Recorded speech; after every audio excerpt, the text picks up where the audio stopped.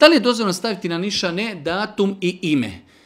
Mi smo više puta, u više pitanja to pojašnjavali. Znači, Allahu poslanik alejhi salatu vesselam, kada je ashab Uthman ibn Maz'un umro, otišao je sa jednim ashabom, donio je veliki kamen i stavio je taj kamen ondje gdje je glava mejita i kazao je, postavio sam ovaj kamen da bi se znao gdje je kabur moga brata. Pa na osnovu toga, znači islamski učenjaci su dozvoljavali da se postavi nešto što će se znati gdje je određen mejit zakopan.